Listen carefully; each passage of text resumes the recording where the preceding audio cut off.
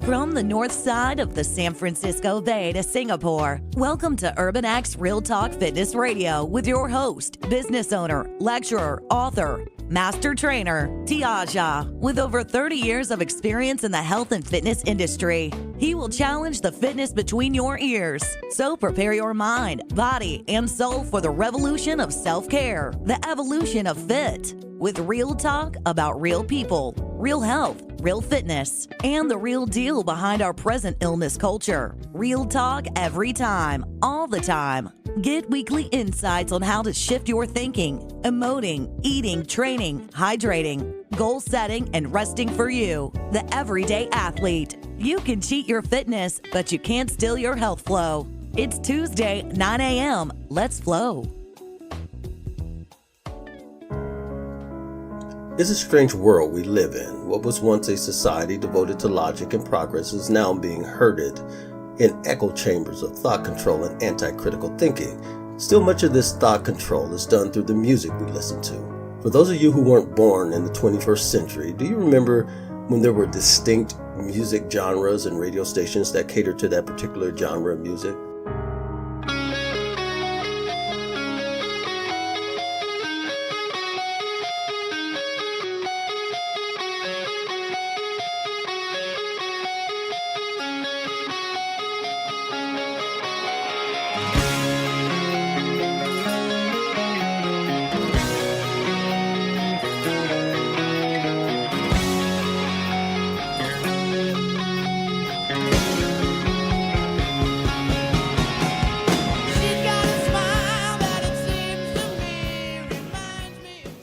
I remember back in the day, soul music radio stations and jazz stations and rock stations and country stations, and you had a distinct choice.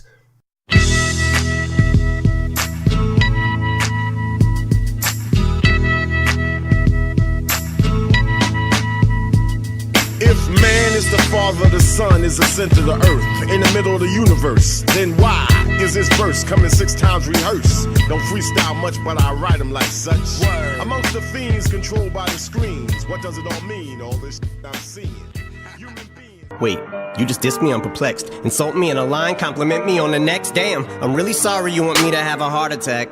Was watching 8 Mile on my Nauta track. Realized I forgot to call you back. Here's that autograph for your daughter. I wrote it on a starter cap. Stand, son, listen, man, dad isn't mad, but how you gonna name yourself after a damn gun and have a man bun?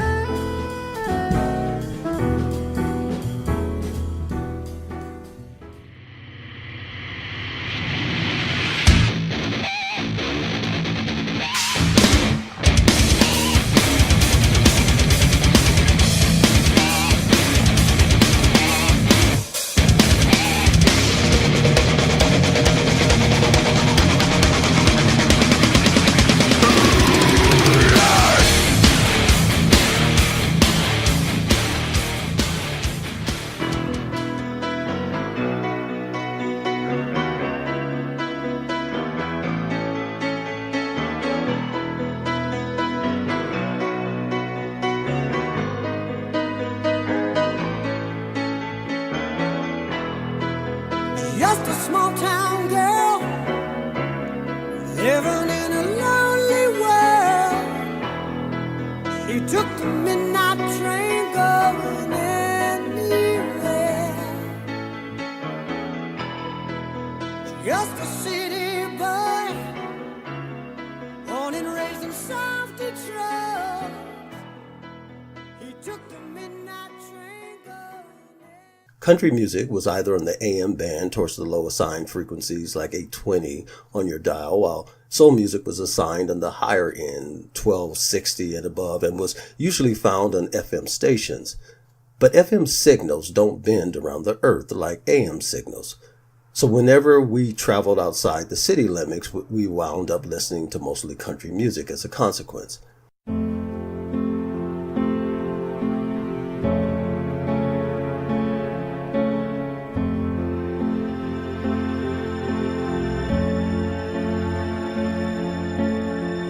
I know you don't mean to be mean to me, 'cause when you want to, you can make me feel like we belong. We belong. Lately you make me feel like all I am is a backup plan. What most people don't know is that FM signals literally leave the earth after 75 miles or so. Also, since FM signals like TV back then are line of sight signals that can be stopped or reflected by things like mountains and buildings. Now, I'm aware that today Sirius Radio and other paid radio platforms offer music by genres, but on the public radio stations, nearly everything we hear sounds the same. First of all, the love song has nearly vanished except in country and classic music, which is why many are gravitating towards both. Why is this important? It's important because music is therapeutic. It can create within us a phenomenon I've touched on in previous episodes called flow. The degree of flow may depend on the musical style. However, another aspect of music that is often overlooked is its involvement in stimulating emotional intelligence. This is what the science of music therapy is now beginning to understand, what shamans and other ancient healers have known for millennia. Welcome to Urban X Real Talk Fitness Radio, where we challenge the fitness between your ears. I'm your host, Tiaja. Beethoven's Moonlight Sonata, Guns N' Roses, Sweet Child of Mine, Eminem's Kill Shot, Public Enemy's He Got Game, Slipknot's Psychosocial, John Coltrane's Favorite Things, and Journey's Don't Stop Believing. These are several songs played for 30 seconds that are as different from one another as is possible. But here's my question. What did you feel the first 30 seconds? Depending on your musical preferences or taste, you probably underwent a dramatic emotional swing. Some people find Beethoven's Moonlight Sonata as unsettling as others might find Slipknot or Public Enemy. So why do we listen? Well, one review has identified 3 overall psychosocial factors of music listening. Number 1, to regulate arousal and mood. Number 2, to achieve self-awareness. Number 3, as an expression of social relatedness. The first and second factors were deemed to be much more important than the third one. This finding is in contrast with what we would expect, as many theories posit that music has evolved as a means for social communication and coordination. Today we find that music, like the lyrics that propel it, is a diminishing art, and in its place we're offered sound bites and musical loops of stop-thought terms that are used to interfere with critical thinking. These terms are widely used as signals to prevent minds from looking too deeply at a topic or issue. Terms such as conspiracy theorists or alt or hate speech are changing the way we view the world, but particularly the way we view other human beings. I can't think of another time when music was used so much as a political platform. Well, the 60s come to mind, but the 60s music was about establishing a counterculture, not to advance a political agenda. This is not what music was intended for. Music was intended to be a form of therapy for the healing of mind, body, and soul. What we often forget is that human speech itself is lyrics without music, that at its highest, it too can be a form of music therapy, but at its lowest, it is no more than an AM station inspiring illness that has the reach and power to bend around the entire earth. 2018 will be just another year unless you decide today that it won't be. It is Tuesday, September 25th, 2018. Let's flow. As a music therapist, one of the first experiences I had in intensive care unit was with a 20-year-old redhead who was brought into our hospital brain dead. She was several months pregnant, and our hospital decided to maintain her body on life support until the child could be safely delivered. And the intensive care nurse asked me to see the baby. She knew that the mother would never be able to provide any stimulation or nurture. Now, I know that music therapy is an evidenced profession, but I tell you at that time, I could not remember anything anyone taught me about working with someone who had no brain activity. So when I was walking into the intensive care unit, I did not know what to expect. And when I pulled the curtain back, my legs were wobbling.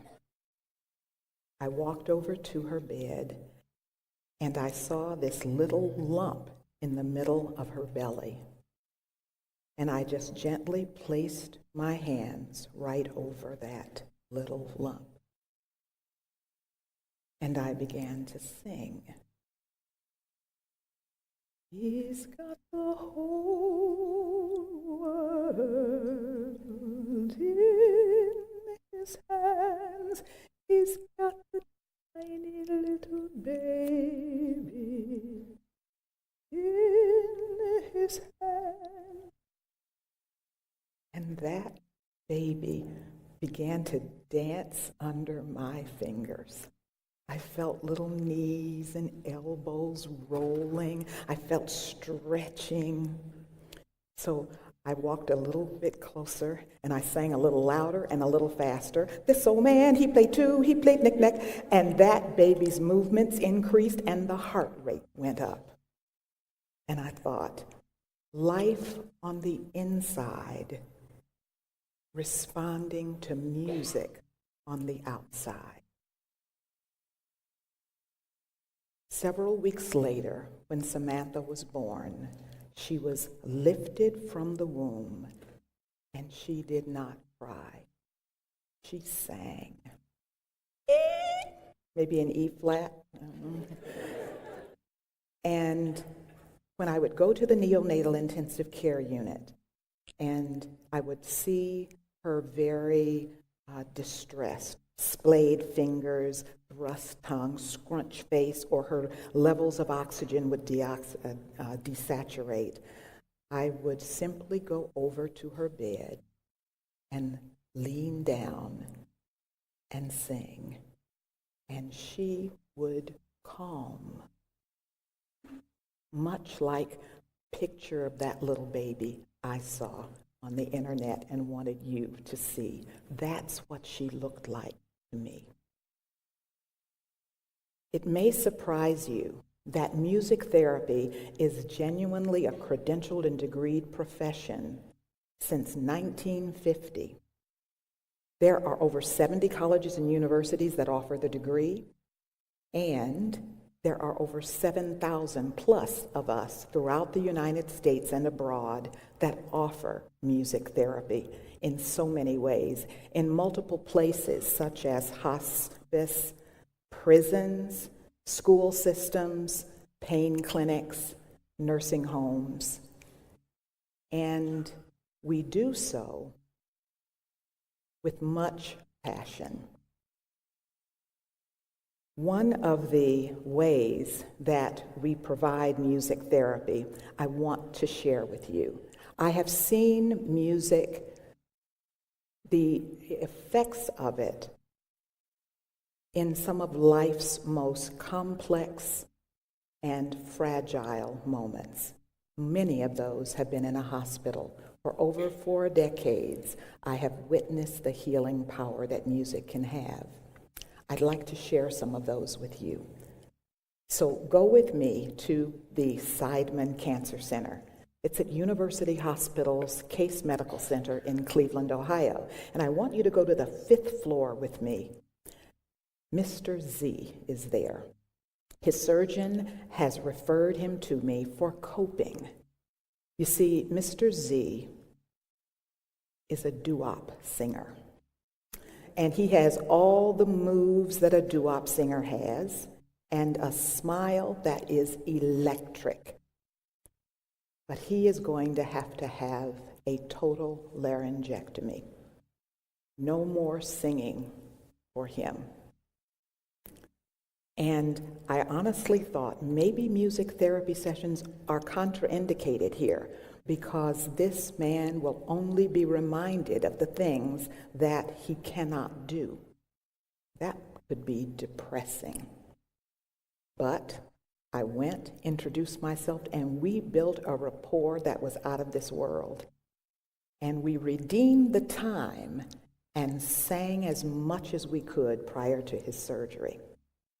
And then the day he went into surgery, he said, Deforia, after this is over, could you and I work together to see what can be done with music therapy with people like me? And I said, I sure will. And subsequently, we did. The day he came out of surgery, and prior to his discharge, the intern and I talked about what we could do. And so on that day that he was to be released, we went into his room and we captured his response to one of his favorite Broadway tunes. Start spreading the news. I'm leaving today. I know I want to be a part of it. New York, New York, it's up to you. New York, New York. Awesome. Awesome. You make it awesome. Not contraindicated for sure. That man was not just a survivor, but a thriver. We know that music stimulates diverse places in the brain simultaneously, and some of that allows the brain, especially if it's pleasurable music, to release its own endorphins, enkephalin, serotonin, our body's natural opiates, which can have an express effect on our emotions and our mood. Now, down the hall is Mr. M. He, you will see, is a most dignified man, an upstanding deacon in his church, married almost 50 years. He has had a stroke, and he has expressive aphasia. He understands what you say, but because of the brain damage, he cannot speak words.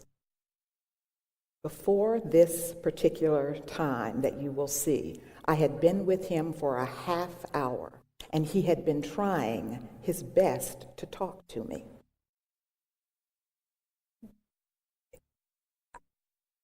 That's all that would come. So finally I just say, let's see if we can do a little singing, okay? Now, the literature says the music you like most is the music you're going to be most responsive to. So I chose a song that I knew with which he was familiar, and I'm going to use a technique called therapeutic singing. I'm going to sing some of it, keep a total beat on his hand, giving some kinesthetic input, but then I'm going to leave out some words with the hope that he will fill in. Watch his mouth. This little light of mine, I'm gonna let it shine. This little light of mine, I'm gonna let it shine. This little light of mine, I'm gonna let it shine. Let it shine, let it shine. Everywhere I go,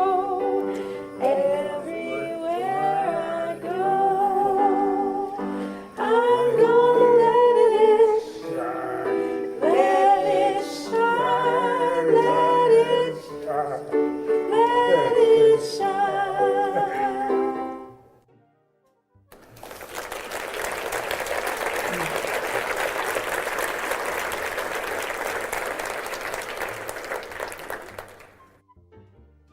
Music therapy and its techniques allow and promote the creation of new neural pathways in the brain that circumvent the damaged areas, creating a new route to enable us to sing or to talk.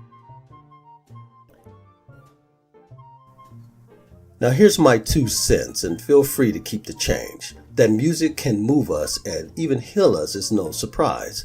It's the point of the art form, after all. What's new here is the manner in which the cognitive ramifications of unpacked melodic compounds can either heal us or create disease within us. The music building blocks may be more relevant than you suppose. Think about this. Nowadays, sound engineers in a production studio can hone a track, the timbre, the tone, the rhythm, the phrasing with digital precision. What was once songwriters are now lyricists. What was once producers are now social engineers, who are the thought organizers and creators behind the success of today's popular music. And they seem to have an intuitive grasp of the phenomena of what moves people, no pun intended. An extra breath sound here, a pitch adjustment there. These additives pepper the songs we hear on the radio. So the next time you hear a piece of music from the Billboard Top 40, it may be interesting to wonder how many components were manipulated just so in order to not just change the way you feel, but how you think. Not just for the first 30 seconds, but for a lifetime. Dear friends, I wish above all things that you prosper just as your soul prospers. You've been listening to Urban X Real Talk Fitness Radio with your host, Tiaja. If you like the content we bring each week, then follow us on Facebook, Twitter, Pinterest, Instagram, Snapchat, as well as any or all of your other favorite social media. And while you're at it, hit that subscribe button or download our app at tiajae.podbean.com. Now, I'm also proud to share with you my latest podcast and YouTube channel titled T's Universe. It's already catching fire, and trust me when I say it's unlike anything you've ever heard. Check it out every Wednesday at 10 a.m. Pacific Standard Time. It's 5 minutes or so that's guaranteed to change your life. And don't forget to stop through our website at www.urbanxfitness.net, where you will find our online stores, the Urban Experience Fit Stores 1 and 2. There you can download our unique home and gym workouts, some dietary menus, as well as purchase some outrageously bold teas and spark your own revolution of self-care. Also, check out our small library of my hand-picked, personally endorsed nutritional products. Got it? Okay, then get it. Until next week, as always, walk in health and peace.